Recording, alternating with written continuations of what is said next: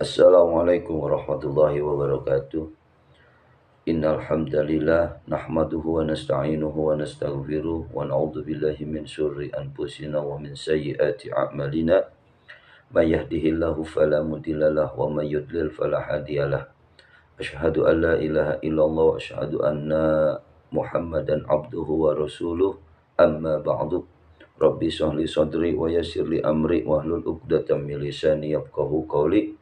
Rabbi zidna ilman nafi'a warzuqna fahman zayyida fil laili wan nahar. Sadaqallahul azim wa sadaqa rasuluhun nabiyul habibul karim. Wa nahnu ala dzalika minasyahidin wa syakirin walhamdulillahi rabbil alamin. Perkenalkan, nama saya Bustami, Sekolah Tinggi Islam Nahdlatul Ulama, jurusan HKI. Dengan dosen pengampu Pak Dr. Sati BMPD. Izinkan saya memaparkan sedikit dari tema yang ketiga, penelitian normatif dan penelitian empiris, prinsip pengolahan data kualitatif. Penelitian hukum normatif adalah penelitian hukum doktrinal, juga disebut sebagai penelitian perpustakaan atau data sekunder. Menurut para ahli, penelitian hukum normatif adalah penelitian yang ditujukan untuk menemukan dan merumuskan argumentasi hukum melalui analisis terhadap pokok permasalahan. Menurut Mahmud Marzuki, penelitian hukum adalah suatu proses untuk menemukan suatu aturan hukum, prinsip-prinsip hukum, maupun doktrin-doktrin hukum untuk menjawab permasalahan hukum yang dihadapi. Pengertian penelitian hukum empiris. Istilah penelitian hukum empiris berasal dari bahasa Inggris, yaitu empirical legal research. Dalam bahasa Belanda disebut juga istilah empiris juridis onderzoek.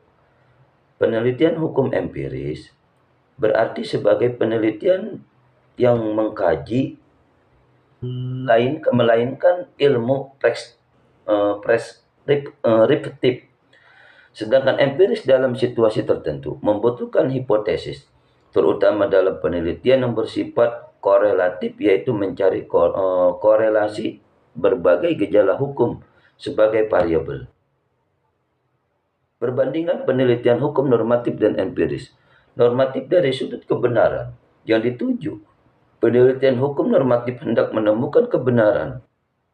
Koherensi, yaitu kesesuaian aturan hukum atau tindakan dengan norma dan prinsip.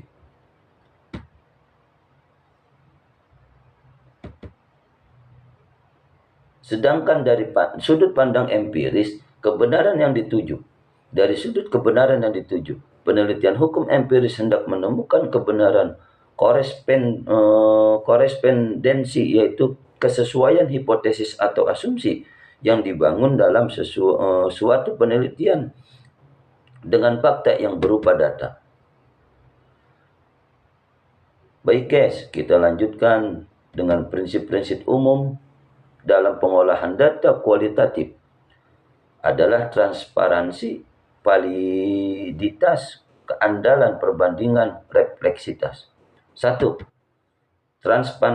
Transparansi. Transparansi dalam pengolahan data kualitatif adalah prinsip dasar yang penting untuk menjaga ketelitian, kredibilitas, dan integritas ketika etika penelitian. Transparansi memungkinkan pekerjaan peneliti diteliti, dikritik, dan ditingkatkan.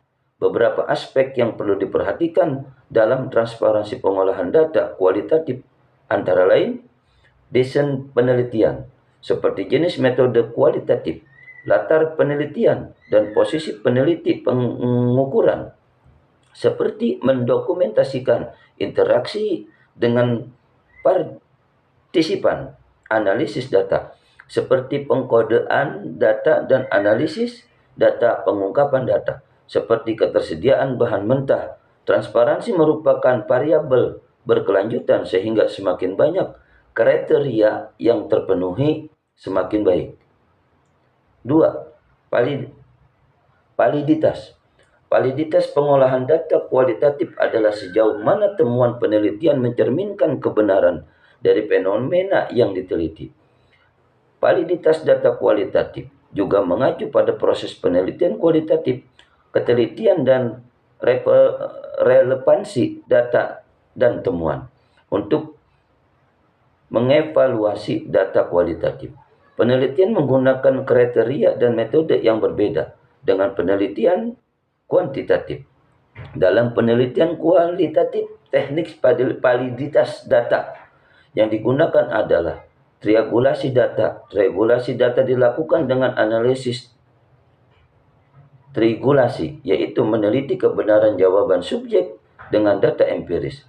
Triangulasi sumber, yaitu membandingkan atau mengecek ulang derajat kepercayaan suatu informasi yang diperoleh dari sumber yang berbeda.